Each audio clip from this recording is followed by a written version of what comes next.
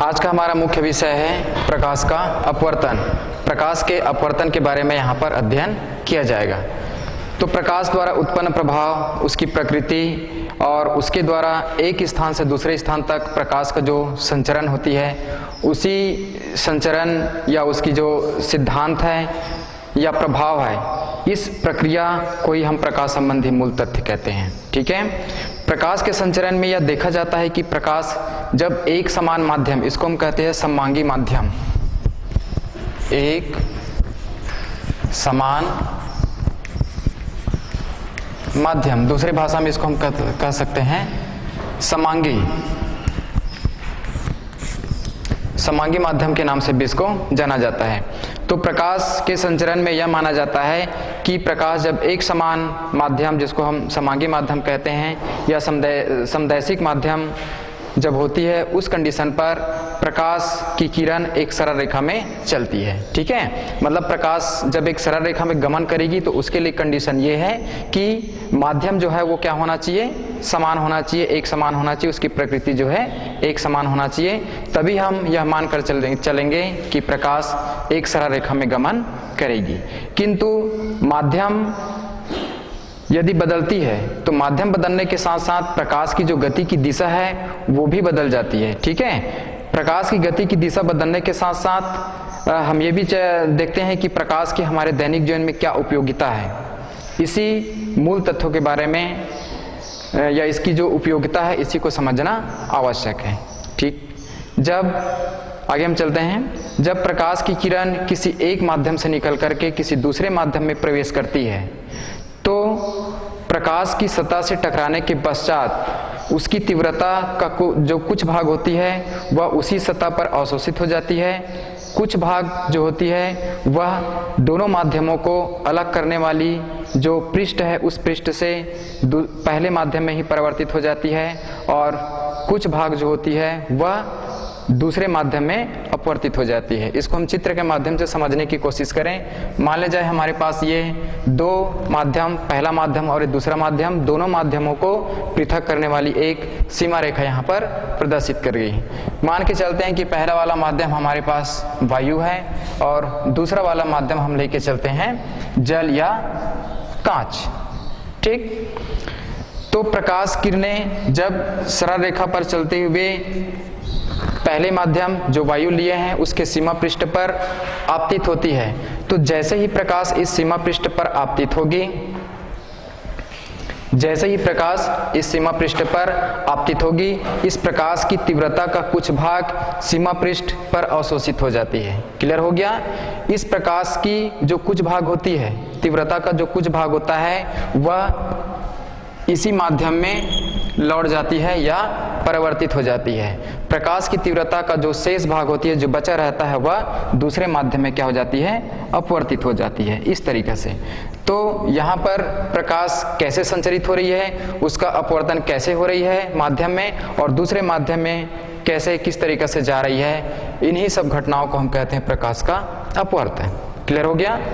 आगे हम चलते हैं कि जब प्रकाश, क्लियर हो गया अपवर्तन, तो यहाँ पर हम अपवर्तन की और दूसरे ढंग से डिफिनेशन दे सकते हैं या दूसरे ढंग से हम उसको परिभाषित कर सकते हैं कि प्रकाश की वह घटना जिसमें प्रकाश की किरणें एक माध्यम से दूसरे माध्यम में जब प्रवेश करती है या दूसरे माध्यम में जब जाती है तो वह अभिलंब से दूर या अभिलंब से पास, ये दोनों कंडीशन हो सकती है, माध्यम की प्रकृति के ऊपर डिपेंड करेगा। ठीक है। तो प्रकाश की वह घटना जिसमें प्रकाश की किरणें एक सममांगी माध्यम से दूसरे सममांगी माध्यम में जाने पर या प्रवेश करने पर अपने मार्ग से विचलित हो जाती है। अपने मार्ग से विचलित होने का मतलब ये है कि प्रकाश, जैसे मान लीजिए हम यहाँ पर एक अभिलंब डालते हैं, ठीक है, तो यहाँ पर माध्यम की प्रकृति के ऊपर निर्भर करती है कि प्रकाश किरणें विचलित हो रही है तो वह किधर होगी, अभिलंब की ओर होगी कि अभिलंब से दूर होगी। क्लियर हो गई। तो इसी घटना को हम क्या कहते हैं, प्रकाश का अपवर्तन कहते हैं। क्लियर हो गया।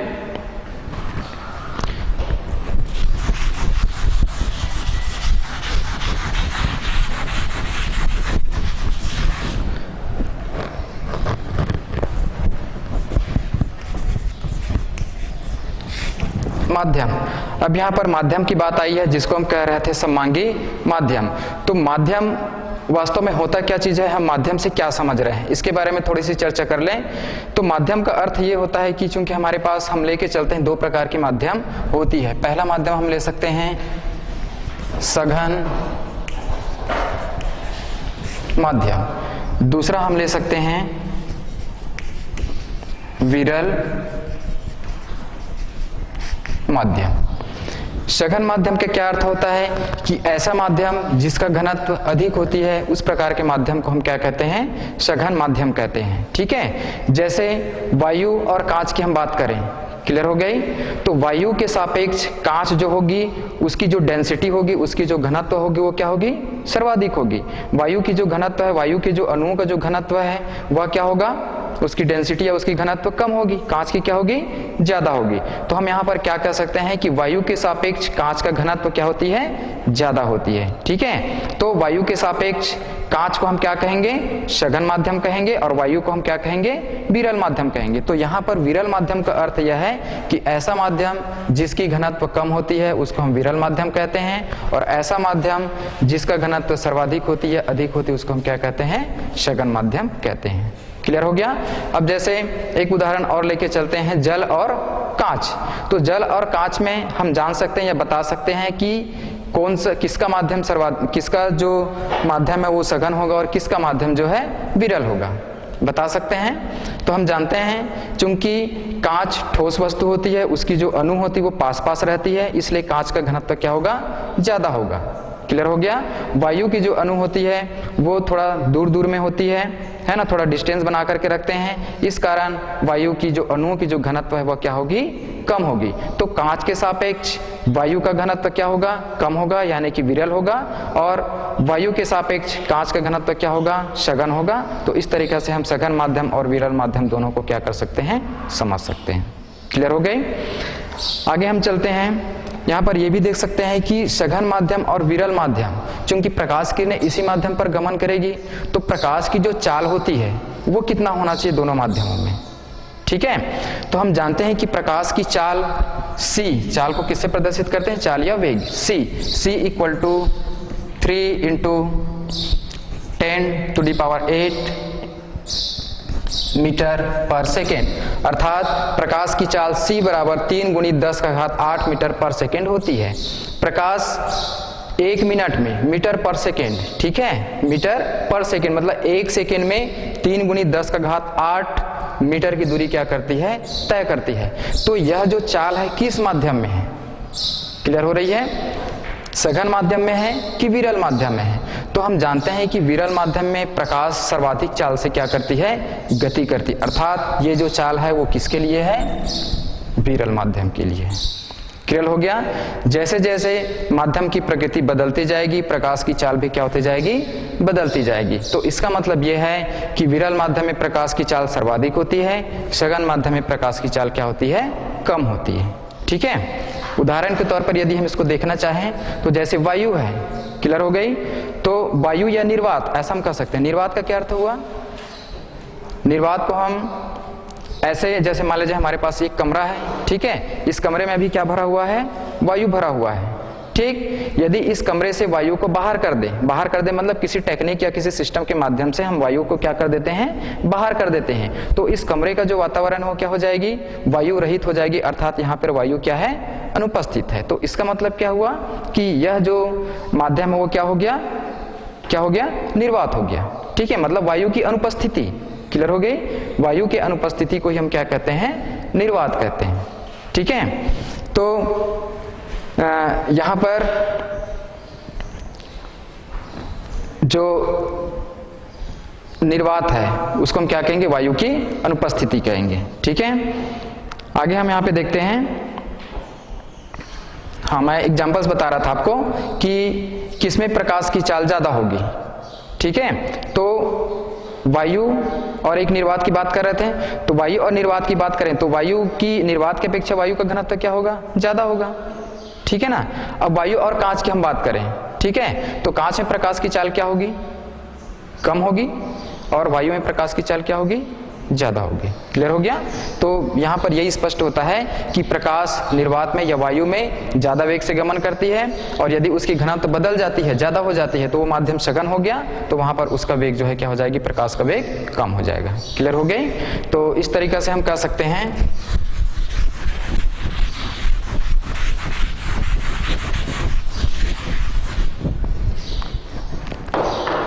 अधिक सघन माध्यम में प्रकाश का वेग विरल माध्यम की अपेक्षा क्या होती है, कम होती है। ठीक है? तो जब प्रकाश किरण माध्यम से विरल माध्यम से जब प्रकाश किरण विरल माध्यम से सघन माध्यम की ओर जाती है तो वह अभिलंब के पास हो जाती है, लेकिन जब प्रकाश किरण सघन माध्यम से विरल माध्यम की ओर जाती है तो वह अभिलंब से दूर हट जाती है। अब इसको हम चित्र के माध्यम से समझते हैं।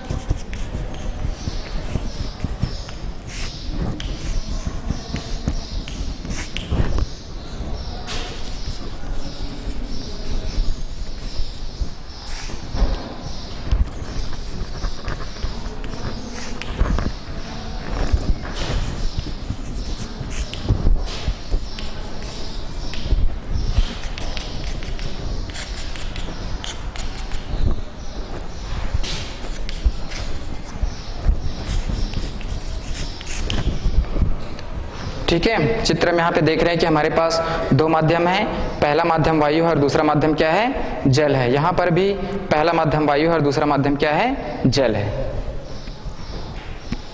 इसको चेंज कर देते हैं, इसको हम ले लेते हैं वायु और इसको ले लेते हैं जल। ठीक है? तो यहाँ पर देखिए कि जब प्रकाश किरण वायु है अर्थात क्या है, ये विरल माध्यम है, इसके माध्यम को हम क्या लिखेंगे, विरल माध्यम। ठीक है? ये जल है, मतलब ये क्या हो जाएगी, सघन माध्यम हो जाएगा। ठीक है? क्लियर हो गया? तो जब प्रकाश किरण विरल माध्यम से सघन माध्यम की ओर जाती है या सघन माध्यम में क्या होती है, अपवर्तित होती है, तो अपवर्तित होने वाली जो किरणें हैं वो अभिलंब की ओर, इसको हम क्या कहेंगे, इस लाइन को एम और एन से प्रदर्शित कर रहे हैं। तो ये क्या है, इस सीमा पृष्ठ पर खींचा गया एक काल्पनिक रेखा है जिसको हम अभिलंब के नाम से जानते हैं। क्लियर हो गया? तो प्रकाश किरण जब वायु से जल की ओर अपवर्तित होती है या विरल माध्यम से सघन माध्यम की ओर जब अपवर्तित होती है तो वह अभिलंब की ओर झुक जाती है। क्लियर हो गया? दूसरे चित्र में यहाँ पर दिखा रहे हैं कि जल और वायु, तो ये क्या हुआ, विरल माध्यम हुआ, ये क्या हुआ, सघन माध्यम हुआ। तो प्रकाश किरण जब सघन माध्यम से विरल माध्यम में प्रवेश करती है तो वह अभिलंब से दूर हट जाती है। यहाँ पे जो ये अपवर्तन कोण जो बना है वो इसके कंपेयर यदि हम करें तो ये क्या है, ज्यादा है, ये क्या है, कम है। यहाँ पर ये वाला कोण ज्यादा और ये वाला कोण क्या है, कम है, अर्थात ये अभिलंब से पास आ रही है और ये क्या है, अभिलंब से दूर जा रही है। क्लियर हो गया? तो इस नियम को याद रखेंगे। क्लियर हो गई? क्या है इसकी परिभाषा, कि प्रकाश किरण विरल माध्यम से सघन माध्यम में प्रवेश करने पर अभिलंब की ओर झुक जाती है, और प्रकाश किरण सघन माध्यम से जब विरल माध्यम में जाएगी तो वह अभिलंब से दूर हट जाती है। ठीक है? ये जो नियम है या जो सिद्धांत है उस सिद्धांत को ध्यान में रखेंगे तो आगे जो हम प्रायोगिक कार्य करेंगे इसी आधार पर या इसी सिद्धांत के आधार पर प्रायोगिक कार्य किया जाएगा। समझ में आ गया?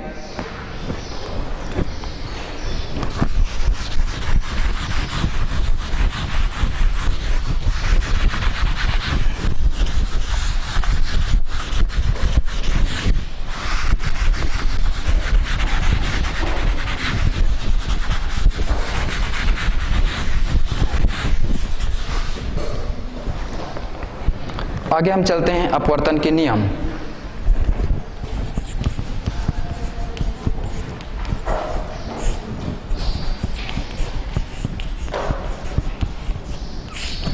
अपवर्तन के नियम। अपवर्तन का मुख्य दो प्रकार के नियम होती है। दो नियमों को आधार बनाते हुए अपवर्तन की घटनाओं को हम और ज़्यादा आसानी से समझ सकते हैं। ठीक है, तो पहला नियम हम ये कहते हैं कि जैसे हम चित्र में यहाँ पे देख रहे थे कि ये एक सीमा पृष्ठ है जो दो माध्यमों को क्या करती है, अलग करती है। चलिए हम इसको ले लेते हैं वायु और इसको हम ले लेते हैं जल। ये एक काल्पनिक रेखा है जिसको हम अभिलंब कहते हैं, इसको हम कहते हैं एम और इसको हम कहते हैं एन। प्रकाश किरणें वायु से होकर के जल में क्या होती है, अपवर्तित होती है, तो ये अभिलंब की ओर क्या हो जाएगी, झुक जाएगी। ये आपतन कोण आई और ये अपवर्तन कोण आर। क्लियर हो गया। तो यहाँ पर ये जो बिंदु है इसको हम ओ कहेंगे। ठीक है, तो पहला नियम यहाँ पर ये है, अपवर्तन का पहला नियम ये है, आपतित किरण, अपवर्तित किरण और आपतन बिंदु पर जो अभिलंब है, समझ में आ गया। आपतित किरण, अपवर्तित किरण और आपतन बिंदु पर अभिलंब तीनों क्या होती है, एक ही तल में होती है। इसको हम अपवर्तन का पहला नियम कहते हैं। ठीक है, दूसरा नियम इसमें यह कहता है कि यदि एक वर्णी प्रकाश किरण आपतित हो रही है, इस किरण को हम क्या कहते हैं, एक वर्णी। एक वर्णी का क्या मतलब हुआ, चूंकि हम जानते हैं कि प्रकाश 7 रंगों से मिलकर के बना होता है। हमारे पास जो प्रकाश सूर्य का जो सफेद दिखाई देती है, वास्तव में क्या होता है, वह 7 रंगों से मिलकर के बना होता है। ठीक है, तो उन 7 रंगों में से हम किसी भी एक रंग को क्या कराएं, आपतित कराएं। क्लियर हो गया, तो उसको हम कहते हैं एक वर्णी प्रकाश। क्लियर हो गई। तो जब एक वर्णी प्रकाश किरण सीमा पृष्ठ पर आपतित होती है तो माध्यमों के सीमा पृष्ठ पर आपतित होते ही आपतन कोण की जो ज्या होती है, ज्या का मतलब होती है, जैसे हिंदी में हम क्या कहते हैं उसको, ज्या। ठीक है, लेकिन इसका मतलब क्या होता है, साइन। समझ में आ गया। तो एक वर्णी प्रकाश किरण सीमा पृष्ठ पर आपतित होती है तो आपतित किरण की ज्या अपवर्तित किरण के ज्या के अनुपात में होता है। मतलब दोनों के एक निश्चित अनुपात होती है, उसी क्या बोलते हैं, अनुपात को हम क्या कहते हैं, अपवर्तनांक कहते हैं।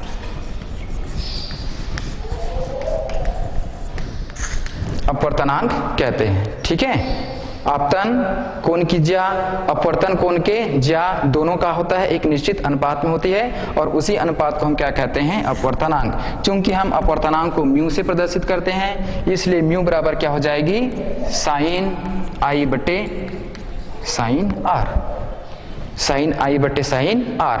और इसको दोनों के जो अनुपात है, आपतन कोण के ज्या और अपवर्तन कोण के ज्या। क्लियर हो गया।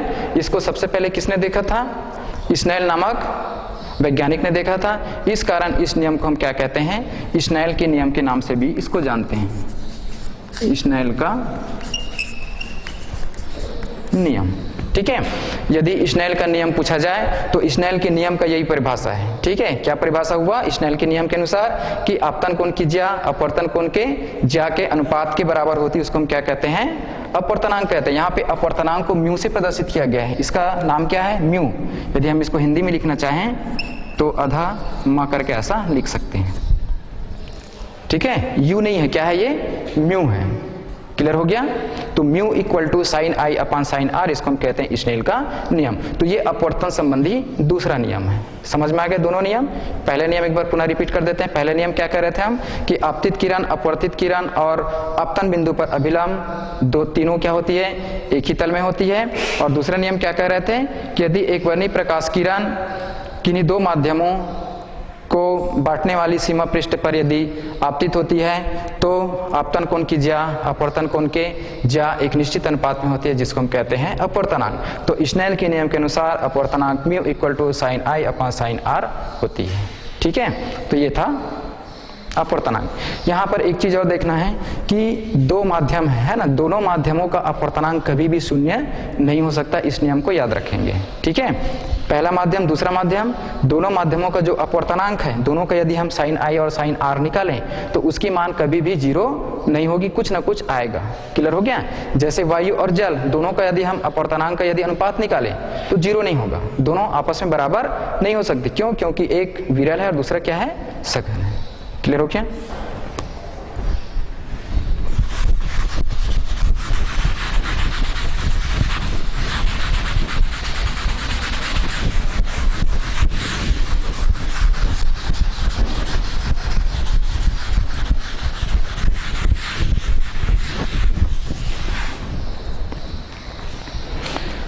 आगे है अपवर्तनांक के प्रकार।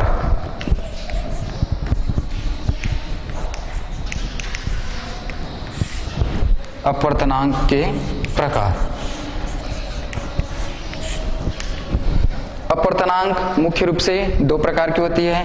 पहला होती है निरपेक्ष अपवर्तनांक। निरपेक्ष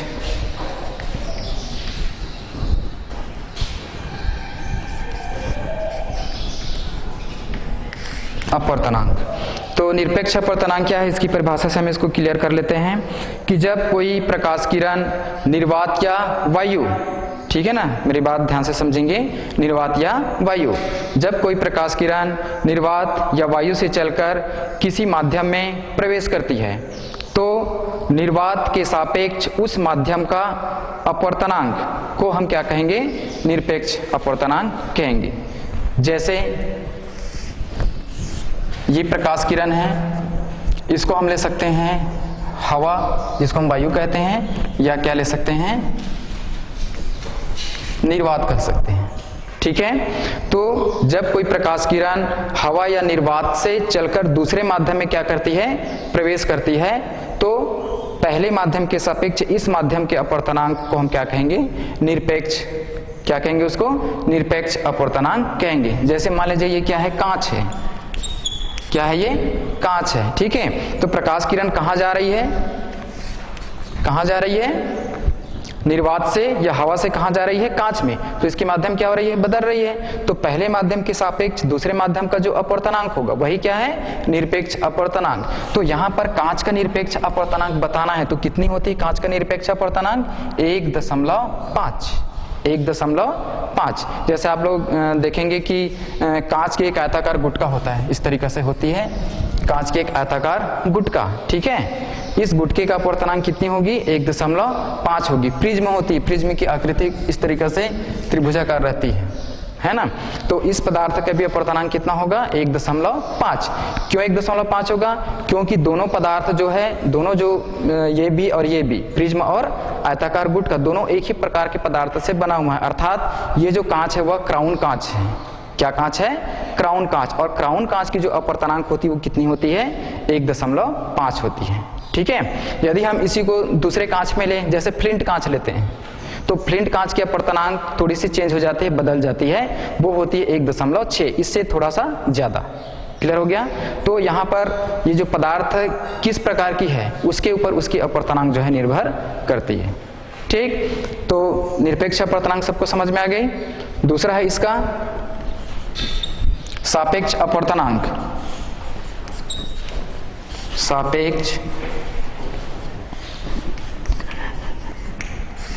सापेक्ष अपवर्तनांक। सापेक्ष अपवर्तनांक की परिभाषा यह है कि जब प्रकाश किरण एक माध्यम से दूसरे माध्यम में प्रवेश करती है या गमन करती है तो पहले माध्यम के सापेक्ष दूसरे माध्यम के अपवर्तनांक को हम क्या कहते हैं, सापेक्ष अपवर्तनांक कहते हैं।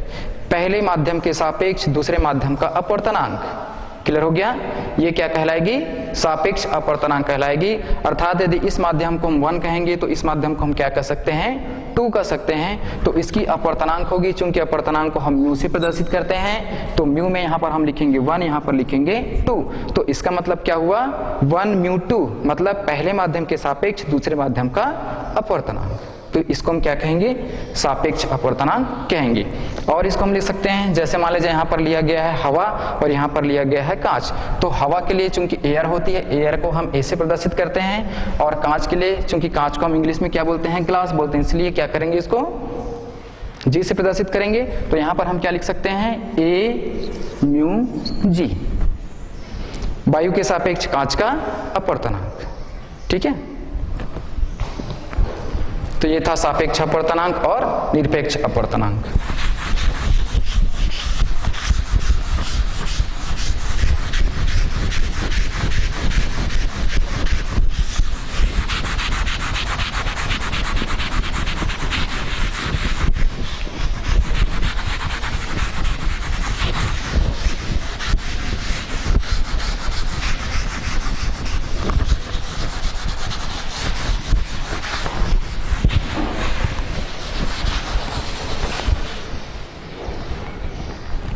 अब यहाँ पे जब हम अपवर्तनांक की परिभाषा देखें, अपवर्तनांक के नियम देखें, अपवर्तनांक के प्रकार देखें, ठीक है, तो हम आगे चलते हैं कि अपवर्तनांक जो है किस किस बात के ऊपर निर्भर करती है। तो हम आगे टॉपिक लेते हैं अपवर्तनांक की निर्भरता।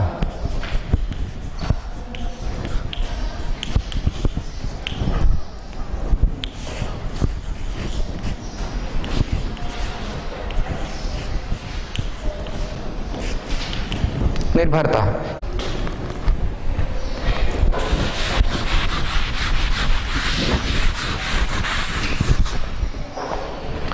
आगे हम चलते हैं अपवर्तनांक की निर्भरता।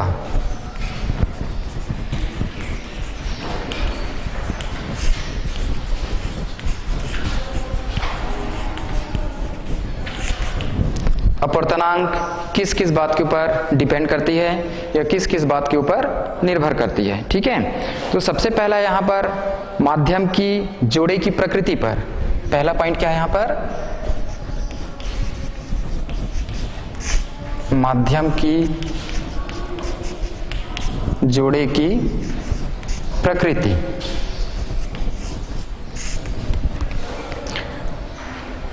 माध्यम की जोड़े की प्रकृति का मतलब यह है, माध्यम की जोड़े की प्रकृति का मतलब यह है कि विरल माध्यम के सापेक्ष सघन माध्यम का अपवर्तनांक 1 से अधिक होती है, ठीक है। पहला पॉइंट क्या देखा यहाँ पर कि माध्यम की जोड़े की प्रकृति, जोड़ा मतलब हम दो ले रहे हैं ना, विरल माध्यम और सघन माध्यम या सघन माध्यम और विरल माध्यम, समझ में आ रही है। तो विरल माध्यम के सापेक्ष सघन माध्यम का जो अपवर्तनांक होती है वो 1 से क्या होती है, अधिक होती है। लेकिन सघन माध्यम के सापेक्ष यदि हम विरल माध्यम का अपवर्तनांक देखें तो वह 1 से क्या होगा, कम होगा। तो यहाँ पर हम माध्यम क्या ले रहे हैं, उसकी प्रकृति क्या है, इसके ऊपर डिपेंड करेगी अपवर्तनांक का मान, ठीक। दूसरी पॉइंट है इसमें, दूसरी पॉइंट है कि माध्यम की भौतिक अवस्था क्या है, दूसरा लिखेंगे यहाँ पर,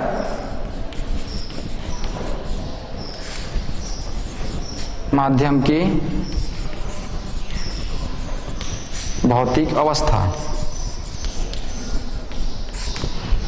भौतिक अवस्था से मतलब क्या समझ रहे हैं कि जो माध्यम है उसका घनत्व क्या है ना, कम घनत्व वाला है कि ज्यादा घनत्व वाला है। तो माध्यम का घनत्व यदि अधिक होगी तो उसका अपवर्तनांक क्या होगा, अधिक होगा। और यदि उसका घनत्व कम है, कम है मतलब विरल है, तो उसका घनत्व, उसका जो अपवर्तनांक है वो क्या हो जाएगी, कम हो जाएगी, ठीक है। तो भौतिक अवस्था क्या है, विरल है कि सघन है, इसके ऊपर निर्भर करती है अपवर्तनांक का मान। ज्यादा घनत्व वाला है तो अधिक हो जाएगी अपवर्तनांक, और यदि कम घनत्व वाला है तो क्या हो जाएगा, कम हो जाएगा अपवर्तनांक। तीसरा पॉइंट यहाँ पर लेते हैं, जो हम प्रकाश जो प्रयुक्त कर रहे हैं वह क्या है। तो यहाँ पर हम लेंगे प्रकाश के रंग पर, तीसरा टॉपिक है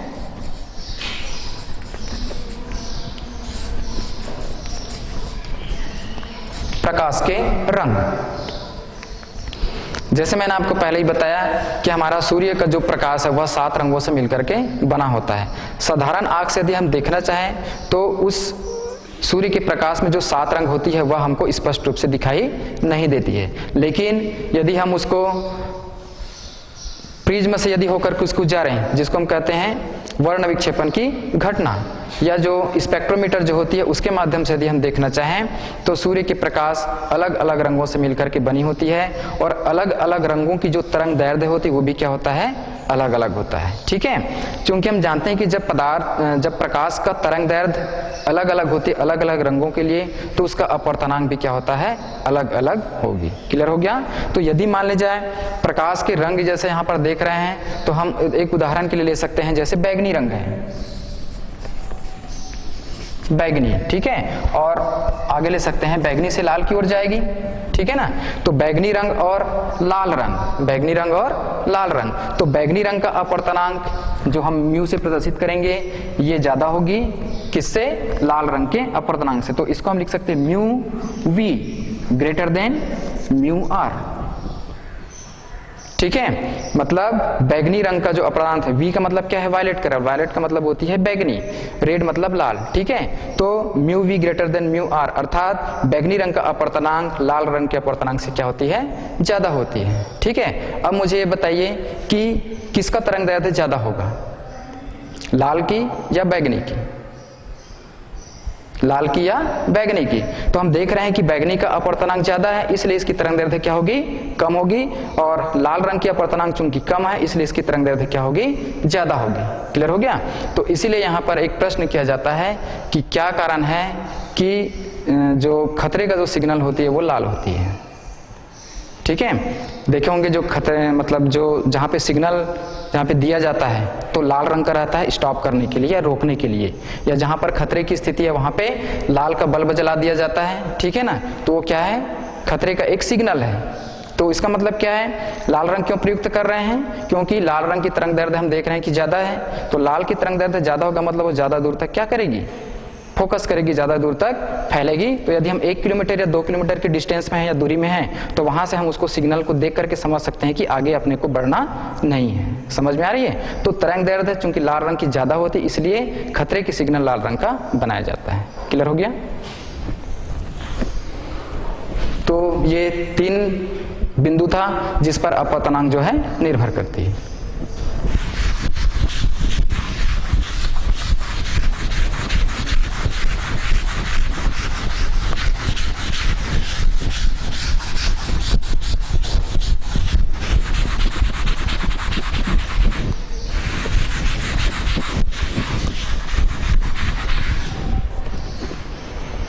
आगे इसमें हम देखेंगे उत्क्रमणीयता का सिद्धांत।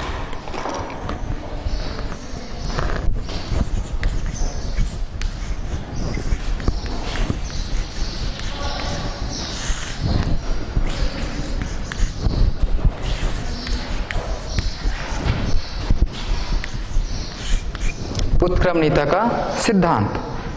उत्क्रमणी शब्द से आप लोग भली भांति परिचित होंगे, और नहीं भी यदि परिचित होंगे तो हम यहाँ पे समझ लेते हैं। उत्क्रम मतलब एक दूसरे की उल्टा। ठीक है, यदि हम मान लीजिए जैसे हम रसायन में भी पढ़ते हैं उत्क्रमणी अभिक्रिया ऐसा पढ़ा जाता है, तो मान लीजिए इस तरीके से हम आगे की ओर बढ़ रहे हैं तो वापस उसी दिशा पे हम क्या करेंगे, लौटेंगे। ठीक है, तो इसको हम क्या कहते हैं, उत्क्रमणीयता कहते हैं। जैसे हम एक ओर जा रहे हैं तो दूसरी ओर जब वापस आएंगे तो उसी दिशा पर आएंगे। क्लियर हो गया। तो ये क्या कहलाती है, उत्क्रम कहलाती है, या रिवर्सिबल के नाम से भी इसको हम जानते हैं। ठीक है, तो उत्क्रमणीयता का सिद्धांत में हम ये देखते हैं, इसके लिए एक चित्र बनाते हैं उत्क्रमणीयता के सिद्धांत को समझने के लिए।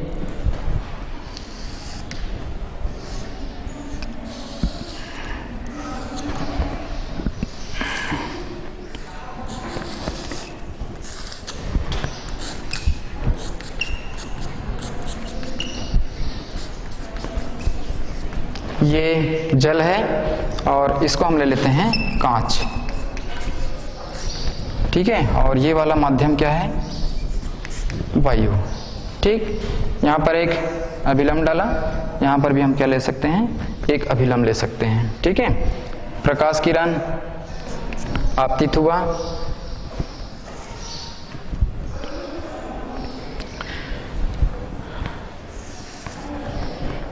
यहाँ पर एक दर्पण लगा हुआ है जिसको हम कहते हैं समतल दर्पण। इसको हम एम से प्रदर्शित करेंगे।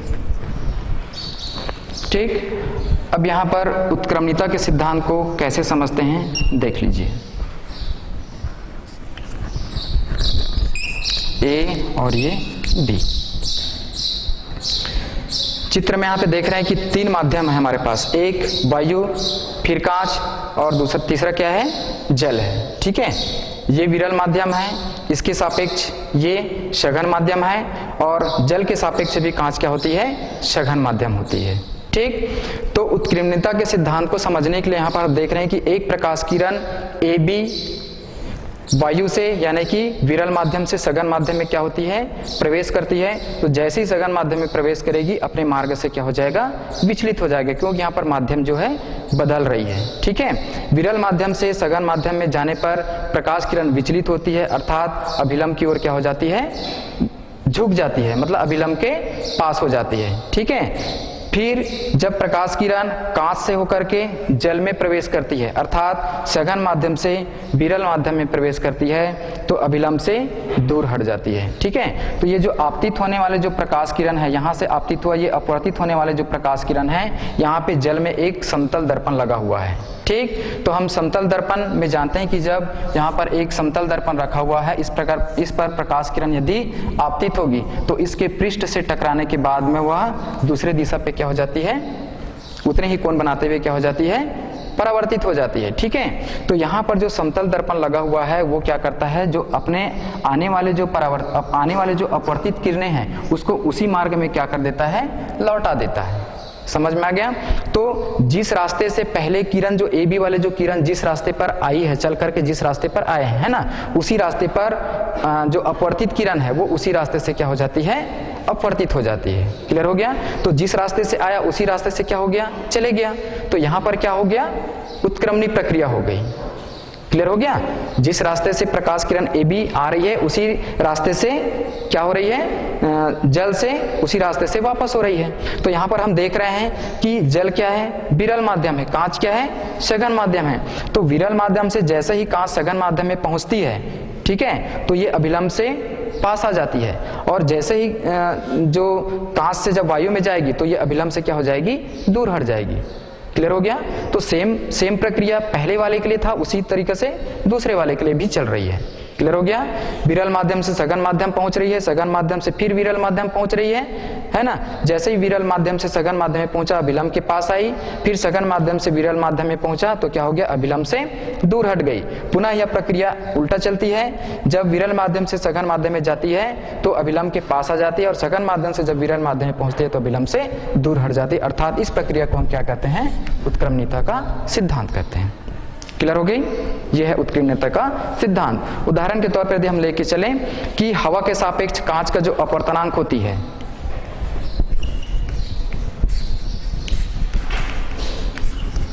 हवा के सापेक्ष कांच का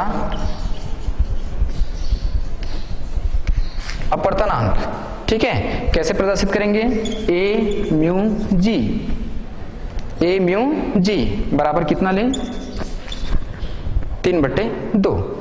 हवा के सापेक्ष कांच का अपवर्तनांक, संकेत समझ में आ रही है?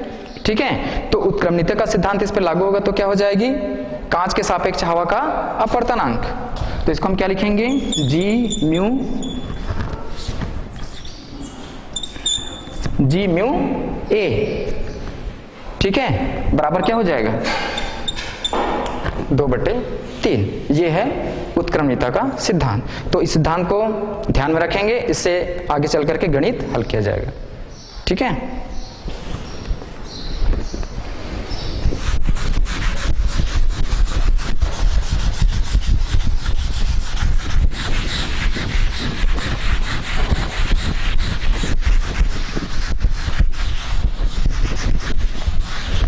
यहाँ पर उत्क्रमणी के जो अर्थ है उसको एक बार और गणितीय प्रक्रिया के रूप में देख सकते हैं कि यहाँ पर ए म्यू जी बराबर 3/2 लिखे हैं, है ना। फिर क्या लिखे हैं यहाँ पर, जी म्यू ए बराबर 2/3। तो ये 2/3 कैसे आया, इसको भी हम एक बार पुनः और क्लियर कर लें। चूंकि उत्क्रमणीयता के सिद्धांत से हम जानते हैं कि यदि ए म्यू जी है, हवा के सापेक्ष कांच का अपवर्तनांक, तो हम इसमें उत्क्रमणीयता का सिद्धांत लगाएंगे तो ये हो जाएगी 1/g म्यू ए। ये है सूत्र, ठीक है। या इसको हम ऐसा भी लिख सकते हैं, g mu a equal to 1/a mu g. Clear हो गया। अब यदि मान लीजिए यहाँ पे जो लिखे ए म्यू जी इक्वल टू 3/2, उसको यदि इस फार्मूले में रखें तो जी म्यू ए का मान कितना आ जाएगा, 2/3 आ जाएगा। समझ में आ गया? तो इतना कर सकते हैं आप।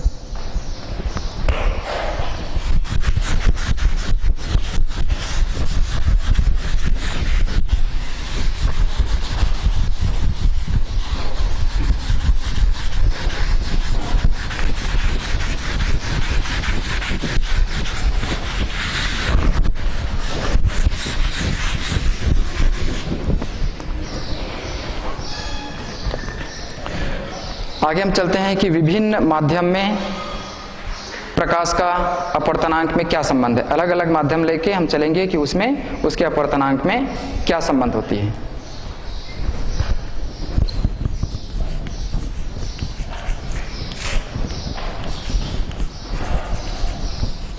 विभिन्न माध्यम से अपवर्तनांक का संबंध।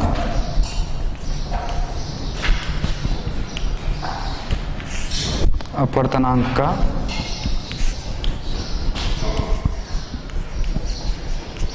संबंध, अलग अलग माध्यम लेके हम अपवर्तनांक में संबंध को क्या करेंगे, व्यक्त करेंगे।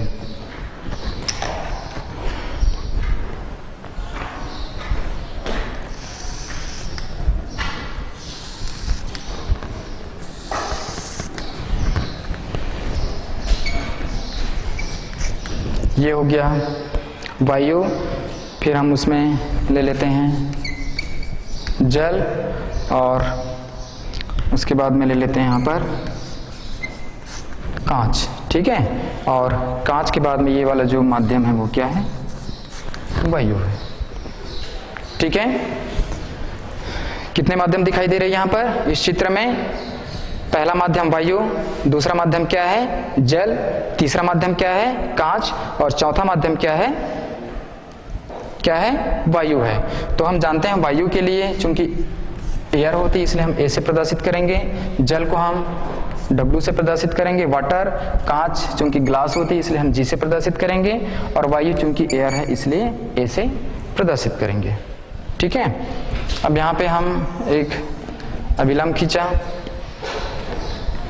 यहाँ पर भी एक अभिलंब खींच दीजिए, और यहाँ पर भी एक अभिलंब ले लीजिए।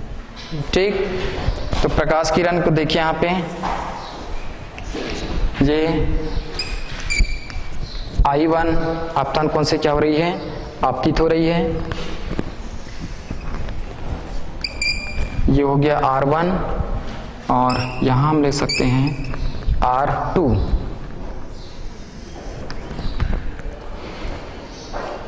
ठीक,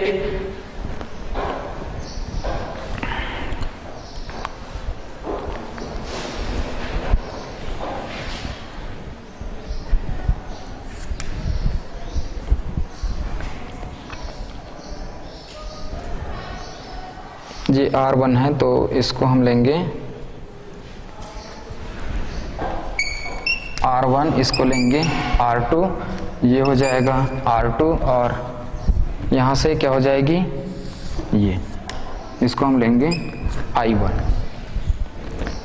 ठीक, अब इस चित्र को एक्सप्लेन कर लेते हैं।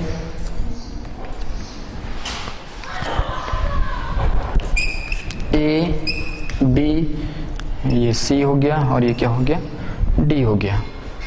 ठीक, तो देखिए प्रकाश किरण अलग अलग माध्यम में यहाँ पे क्या हो रही है, गुजर रही है। प्रकाश की एक किरण AB विरल माध्यम से सघन माध्यम में पहुंचा, अभिलंब के पास आ गई। ठीक है, तो पहले कंडीशन के लिए I1 आपतन कोण है, और अपवर्तन जो कोण है वो क्या है, R1 है। तो यहाँ पर वायु के सापेक्ष जल का अपवर्तनांक कितना होगा,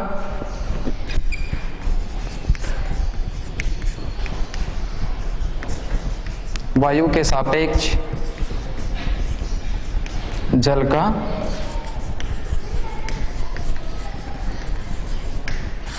अपवर्तनांक A म्यू W।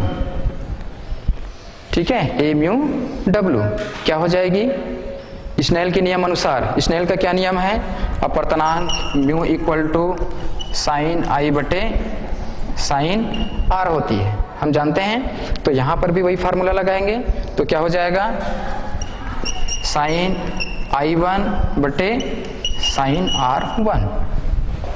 ये आपतन कोण, ये क्या है, अपवर्तन कोण। क्लियर हो गया। उसी तरीका से जब किरणें, अपवर्तित किरणें जो है जल से कहाँ पे जाती है, कांच में जाती है, तो इस कंडीशन पे अपवर्तित किरणें के लिए हम आपतन कोण R1 ले सकते हैं, और यहाँ पर जो अपवर्तित जो किरण है उसके लिए अपवर्तन कोण हम क्या ले सकते हैं, R2 ले सकते हैं। समझ में आ गया। तो यहाँ पर जल के सापेक्ष कांच का अपवर्तनांक, इसको हम पहला समीकरण लेके चलें। दूसरा हम क्या ले सकते हैं, यहाँ पर जल के सापेक्ष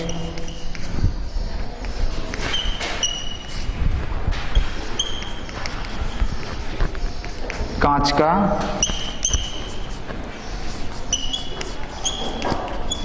अपवर्तनांक, क्या लिखेंगे इसको, W mu G equal to, फिर स्नेल का सूत्र लगेगा, यहाँ पर नियम लगेगा, साइन क्या है यहाँ पर R1, यहाँ पर क्या है R2, तो क्या हो जाएगी साइन R1 बटे, यहाँ पे क्या लिखेंगे साइन R2। ठीक है, इसको हम दूसरा समीकरण लेके चलेंगे। तीसरा समीकरण में हम देख लेते हैं, तीसरा निकालने के लिए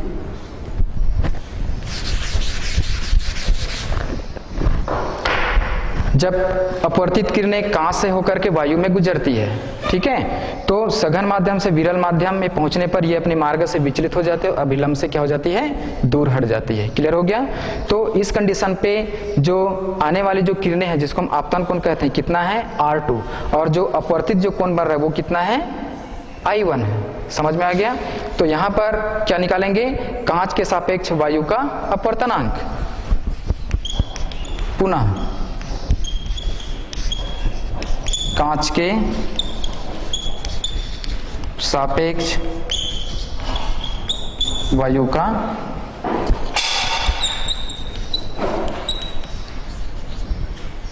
अपवर्तनांक, क्या लिखेंगे इसको, G mu A, G mu A बराबर क्या हो जाएगा, साइन R2 बटे साइन I1। ठीक है, अब क्या करेंगे, ये हो गया समीकरण नंबर 3।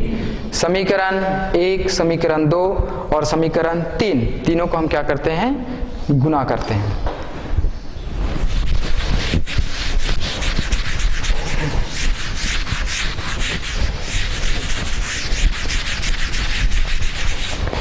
समीकरण 1, 2 और समीकरण 3 को गुना करने पर लिखेंगे यहाँ पर समीकरण 1, 2 और समीकरण 3 को गुना करने पर, ठीक है, A mu W into W mu G into G mu A बराबर क्या क्या है देख लीजिए। पहले वाले में क्या है, राइट तरफ sine I upon sine I R1, sine I1 बटे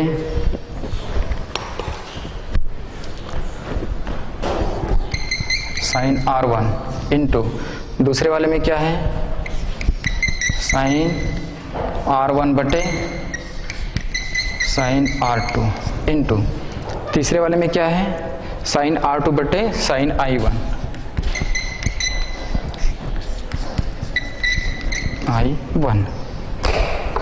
ठीक है।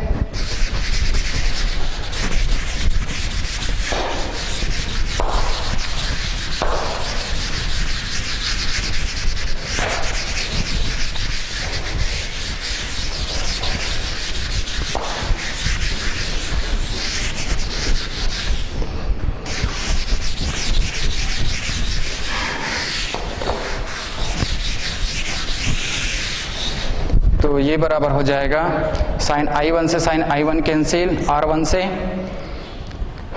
R1 कैंसिल, साइन R2 से साइन R2 कैंसिल। तो कितना है टोटल, इसका मतलब 1/1 यहाँ पे इसको लिख सकते हैं A mu W into W mu G into G mu A बराबर 1/1, और 1/1 का अर्थ क्या हुआ, 1 हुआ। क्या हुआ, 1 हुआ। ठीक है, तो मतलब क्या निकला यहाँ पर, अपवर्तनांक 1 निकला। ठीक,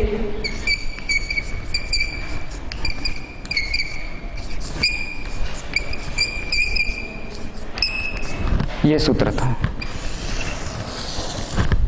जो क्या बता रहे हैं, अलग अलग माध्यमों के अपवर्तनांक में संबंध स्थापित कर रही है। तो इस तरीके से आज का हमारा जो मुख्य बिंदु था प्रकाश का अपवर्तन, जिसमें अपवर्तन की परिभाषा, उसकी नियम, अपवर्तनांक कि में साइन आई और साइन आर का जो अनुपात है जिसको हम स्नेल नियम कहते हैं, और ये उत्क्रमणियता का सिद्धांत के बाद यहाँ पे अलग अलग माध्यमों के अपवर्तनांक के बारे में समझने की कोशिश की। Thank you.